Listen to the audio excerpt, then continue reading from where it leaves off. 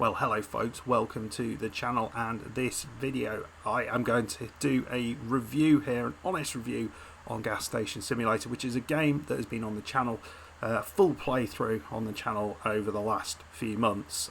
So I thought it's the right time to do this, and I think because there are so many duds in this sort of type of game, a simulation game, it needs to be done. So here we are.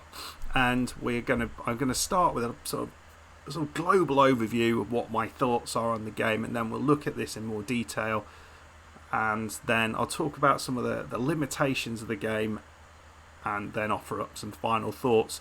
Shouldn't be a massively long video, but if you are new to this game, then it should definitely be for you, and you'll at least get to make an informed decision on whether this game is for you or not. Simple as that. If you are a player of the game, I would love to have your reviews, your mini reviews in the comments down below. What did you like about the game? What didn't you like about the game? And get engaged, talk to other people, challenge them on their views, all those sort of things. It's going to be fun. Right, let's start with the premise of the game. So, what are we doing in Gas Station Simulator? Well, it's pretty simple. We are trying to take a dilapidated gas station that we have found off the road in California. You can see in front of me. We bought that, and we're trying to upgrade the gas station into something that looks a little bit like this. Yeah, a little bit different, isn't it? As you can see, so this is the gas station that I've got now, and it is massively improved from what it was previously. So we'll let Jan deal with the car there. And so what are my thoughts on this game?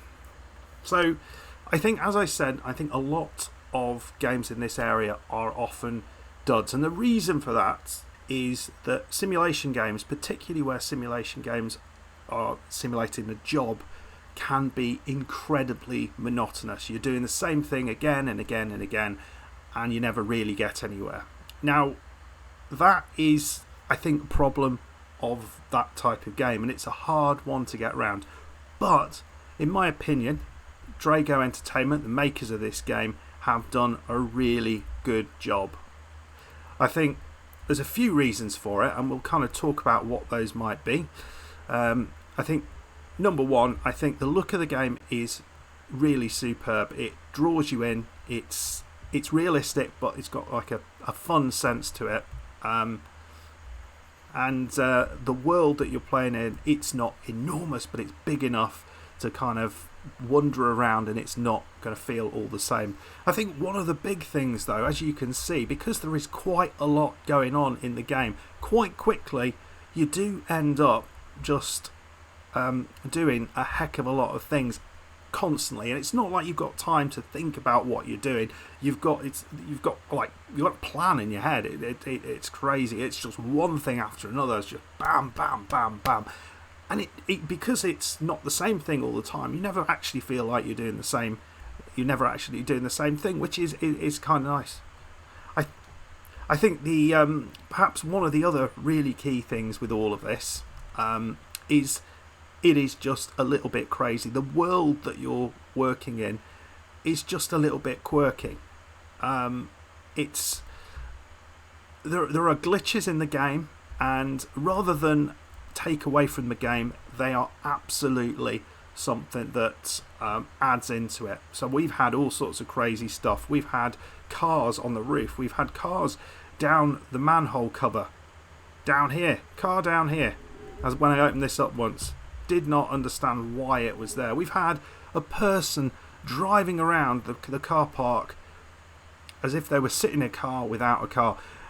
It's all absolutely mad, and you know, the makers of this game, they kind of have embraced that, because they've got a button. Well, they've got buttons all over the place that reset the cars. But then there's many other areas where it's just a little bit crazy. We've got Custard, the crocodile or alligator, living down underneath the gas station, who eats all of our rubbish, or who used to eat all of our rubbish. We have we've got a bus full of partying dinosaurs and aliens. It makes very little sense much of the time what's going on, but it's still embedded in kind of serious game in that it doesn't take away from everything, it just adds to the brilliance of this game. So yeah, despite it being a simulation game, it is big. It is very big. I was a little bit worried that it was just one site. I thought we might get a lot of different gas stations to upgrade, but it's just a single site all game. But it feels massive, it feels huge. You get a lot of footfall, as you can see. You get stared at by the police.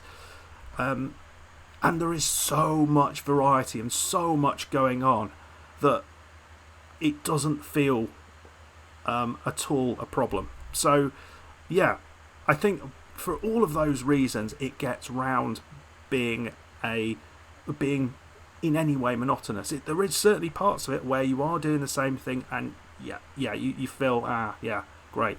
And I think sometimes the money aspect of it, where you're really trying to build money at those sort of times, it's not so great. But they've also got a storyline. Oh look, look what happened here. We've also got a story. We also got a bit of a storyline to start with, which really helps. And I'm just interested to see what goes on here before we. I don't know what are you doing. Which car are you getting in? Did you get in that car? No, you're getting in this car. Right. Yeah. You see what I mean now. Anyway. So I think for those reasons, for all of those reasons, I think Gas Station Simulator is a superb addition to the Job Simulator game. And this seems to be what Drago Entertainment do. They seem to just do kind of job entertainment style games, which is fine.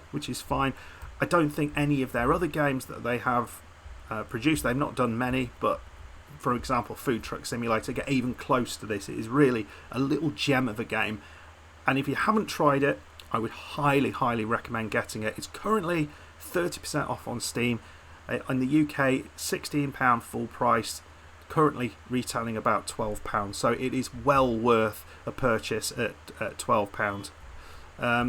So that's the kind of overview. Let's get into exactly what this game is about as I brush the car over. So the gas station, you are trying to upgrade, and there is a whole load of things that you can do to upgrade it. There's 4 main places for the upgrades to happen. We have this thing, which is the gas station itself. We have over here, which is the workshop. We have over here, which is the car wash, and we have over here, which is the warehouse. Now, upgrading the gas station, there's a number of levels of upgrade all the way up to level 5, and essentially when you upgrade, this place gets bigger and bigger and bigger. So we're actually at level 7, and you can get to level 7 with some of the DLCs. We'll talk about those DLCs in another video, so I'm going to review the DLCs and talk about their value for money. But you increase the size of the of this as you upgrade it. The other thing that you do is you increase the products that you can sell. So you start off being able to sell drinks and snacks, but then you upgrade to all of these goodies: ice creams, cigarettes, alcohol, car things, toys, all sorts of hats, crazy hats, and pastries, as well as many other things. So there's plenty of opportunities, and you can deck this out as you want to. In the workshop, which is currently closed, you start off with a single workshop, and as you upgrade it, you get an ability to do more things. So you start off being able to change tyres, sort out scratches on the cars, but then you can upgrade to putting in coolant. You can upgrade to fitting batteries, etc., etc. And the final upgrade gives you the two car workshop, which is pretty nice. The car wash, yes, the car wash. You start off.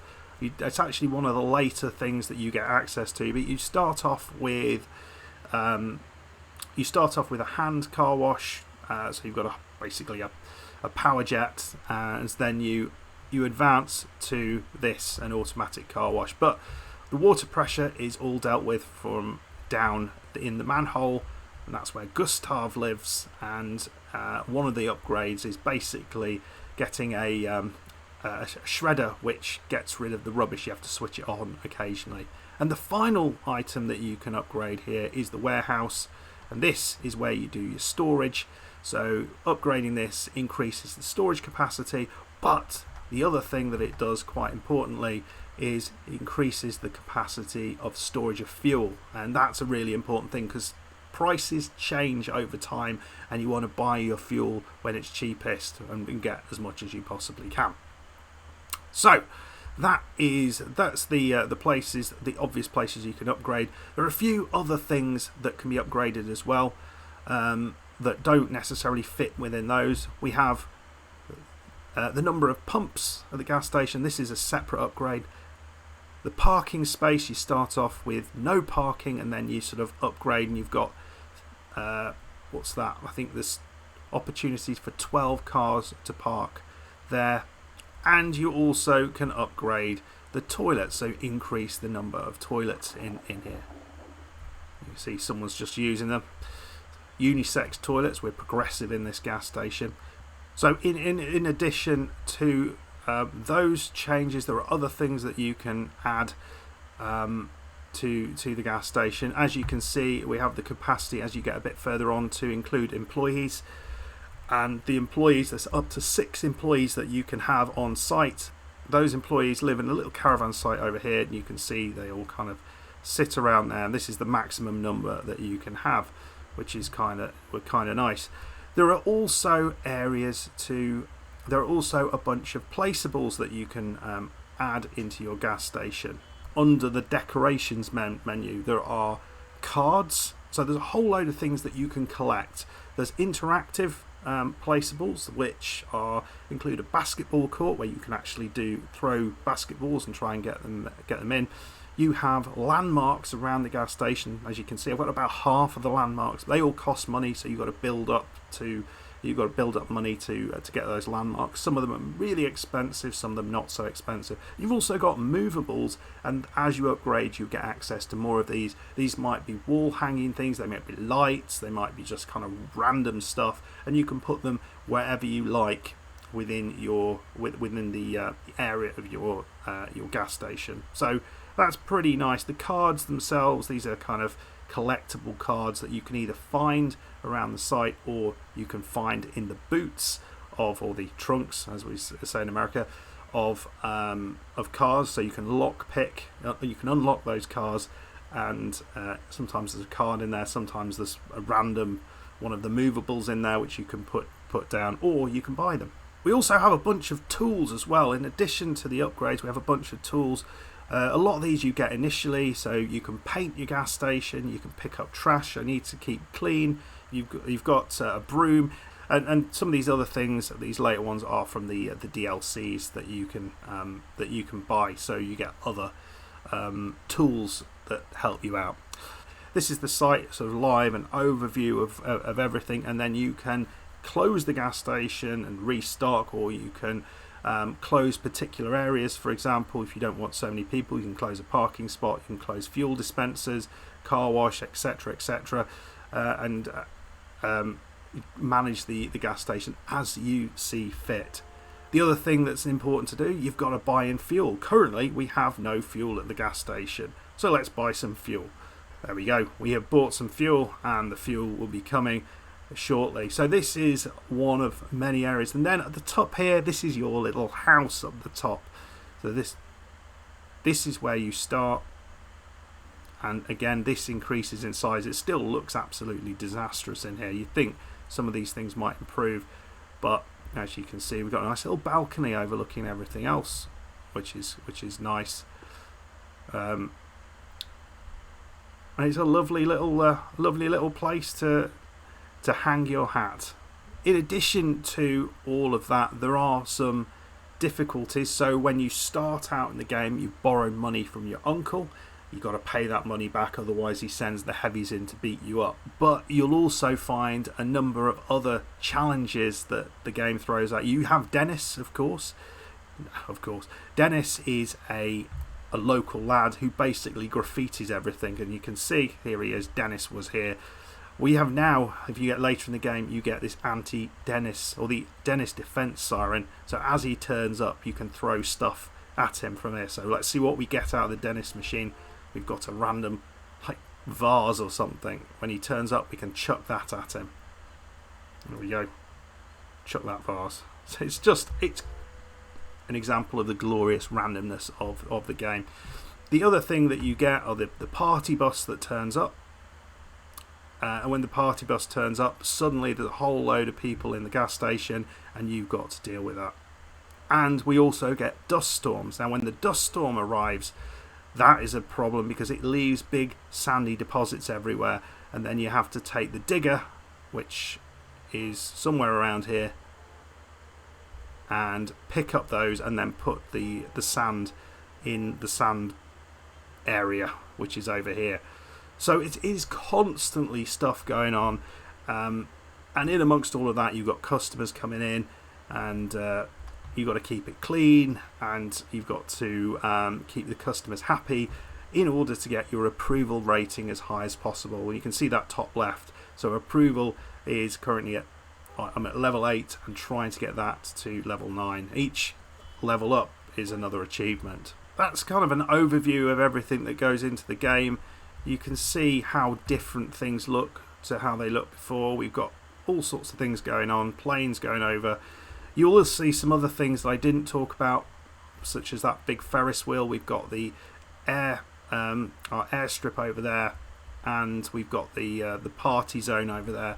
All of these are DLCs that you can add on, so you don't need to. If you're interested in any of those, I'm talking about those in another video. I'm not going to say anything really about those now. So the question is this value for money? And the answer is absolutely yes. Is it a perfect game though? And the answer is no. There is still things that aren't quite right with it. We can see a little storm going on over the road, and very, very localized, the storms. But let's talk a little bit about some of the issues that you might encounter with the game. Yes, we know that there are issues around glitches that happen. You saw a car that was on its roof, as we'll just do a bit of tidying up. So these are things that happen, you know, not all the time, but regularly enough to have some fun. And then you can just use your super broom, which is the best thing in the whole game. The broom is amazing. You can do whatever you like with it. It causes absolute chaos. It flies things around. Did I see Dennis running around here? No. So as it starts to get night. So what issues might we find with this game? Well, one of the things I don't really like about it is the customizability of it. Yes, you can customize some of these things out here, and actually there is a DLC that allows you to customize the buildings, and this flooring is definitely not the flooring you start with. Neither is the roof, neither is this kind of brickwork effect out here. That is all upgraded stuff, and the wood paneling out here, that's something I did as well. So that's a DLC. But things like this, you can't move these skips around. You can't get rid of these old wrecks around. You can't sort of landscape around here. You know, I really think there needs to be some way of doing that, because otherwise every game is going to play out. It looks exactly the same, and it reduces the replayability of it. If you could improve, if you could change things a little bit more readily, then every game is going to feel a little bit more different, because you can upgrade things, change things in different ways, whereas the way it's set, everything is going into the same place. So are you going to replay this whole game again? Probably not, but they could, with a few tweaks, they could make it more replayable. So that is certainly one area I think might be improved. The lighting is a bit of a problem as well. You can see over here we have a nice light in the corner, but there is no light actually coming off it really. It's not illuminating anything around it, which is a bit of a problem, because actually at night you can see it gets a little bit dark here in some of these annexes, and we've got no real lighting. Even when we put lighting in, it doesn't work. So I would love to see those placeable lights actually illuminating the area that they're around, rather than just kind of there as a, a thing. What I'd like to see, and I think the last thing I'd like to see, that at least I'm going to mention, is an improvement to the finances system. I think it is pretty good in that you buy stuff in. Let's just have a look at how that works. So we're going to buy stuff in, and you get to see how much it is being sold for at the minute, what the average price is, and what the sale price is. So the actual price you buy it in fluctuates, and that's the same for everything you buy in. So you can really look to buy the stuff that gives you the best value for money, which is great. But the problem is you can't actually change the price that you sell it at. And I think if you could do that, that would be a really nice addition to the game, because it would add another layer of kind of business management to the game. Because if you try and set the price too high, then people aren't going to want to buy it. But if you get that sweet spot, maybe you're going to get, or even you set it a little bit low, you might get more people coming through to the gas station because actually you can get cheap beer here or something, which means you get higher footfall, but you're selling at a lower price. So it would give another interesting dynamic to the game. But I think all the things that I mentioned, none of them are really game breakers, are they? All of them are things that can be easily dealt with, and actually, even if they don't do anything with them, then the game still works. It's still very, very effective and an enjoyable experience, one that you can get lost in for a heck of a long time. So I mean that's my take on this game. I think it's gloriously silly. There's so much madness that goes on in this game. It's frantic. There is just stuff happening all the time, and particularly when you're sort of in the early game and you haven't got other employees to rely on and manage, then actually it's really difficult, because you'll be manning the till, and then someone will turn up at the pumps, and then you've got to go out there and sort that out, and then you've got to start cleaning up as then someone else turns up. So it is a pretty constant. It is pretty constant. So as you can see here, yeah, it is pretty constant even in this time. So at the minute, there's clearly lots of things I could be doing, restocking the shelves, ordering. I've also got a whole load of stuff on the other side that I could be doing there. So this is just really me wandering around the gas station, being a little bit lazy, and all my employees are saying, "What are you doing? We've got no drinks in the cabinet. We've got no drinks here, folks." Oh dear. But yeah, so that, I mean, so it is manic. It's fun, and it will keep you interested. And you can play the game in a bunch of different ways, just depending on what your interests are. You can just level up simply. You can go achievement hunting. You can look to get all of those placeables. You can try and get all the cards. You can just try and complete absolutely everything. It is up to you how deep you go into it. But I can guarantee you'll enjoy it. You can also steal things out of people's trunks as well, which is kind of cool. I think I mentioned that earlier. And then you can improve. You can add some beautiful decorations all around, and that is, I think, what the last thing I want to say. It is a really good looking game. It's cartoonish, yes, but actually you get some beautiful views and what have you. Yes, it's slightly unrealistic, but you know, the actual gas station itself, it looks great. It looks great. You'd happily come here and get given some gas from Sylvia. It'd be nice if they had different clothes. I guess that's the uniform. But anyway, folks, those are my slightly chaotic thoughts on Gas Station Simulator. I think for this type of game, it's probably about an 8 out of 10 for me. I think it's a really great game. It's kept me fully enjoyed in this. I've played, I think up to 90 hours, maybe not quite. I think it's 70, 80 hours on this game.